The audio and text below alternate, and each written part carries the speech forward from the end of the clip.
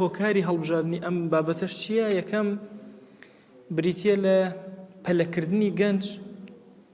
و زوو بڕیاردانی گەنج و زوو قەرارداری گەنج و کەوتنە شوێن هەموو فکرێکی تازە کە دێت. ئێوە تەسەور مەکەن ئێمە لە بەرامبەر دوژمنێکین، دوژمنێکی لاواز، ئێمە لە بەرامبەر دوژمنێکی فێڵبازە وەستاوینەتەوە. بەتایبەتی یەهود واللهی ئەو ئاگرانەی کە ئەیکەنەوە بۆ جەنگ مەگەر خوا خۆی بیکوژێنێتەوە، ئەگەنا هەموو جیهان ئەفۆتێ.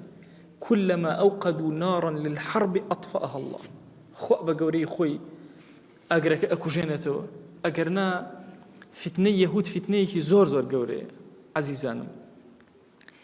وتصور كان بردوام جاران وكو جاران نما يعني كافر بيدين بيد لبران برد بوستته يه بخوت كيش دروسك لنا خوتا مشاكل دروسك وهمو تيارات لدواي روخاني خلافة إسلامية لسيت تيار تجاوزناك كعالم إسلامي هولي هستانوي داوة تيارك هولي داوة لروي إصلاحي خوية وتحركيه تصوفيه وتوتي خوت شاكا خواي قورا وأكادك دورو بر ورد تشاك بيت دواتر حركيه إصلاحي قورا دروس بيبو هاتنا وسرد صلاة همو أو حركة تصوفياني كدروز بون أصلي فكرة كان بمشوازي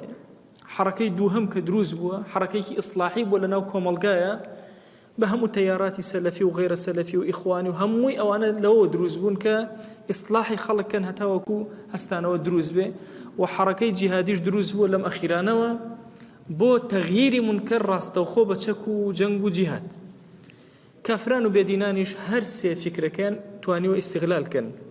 إما مسلمان أبي زور تشاو كراوبين إما 100 صالي الركب بسر ميجور روخاني خلافتي إسلاميات يبر أبي ناكري حالي 100 صالي لما وبيش 50 صالي لما وبيش هم دوباره بيتو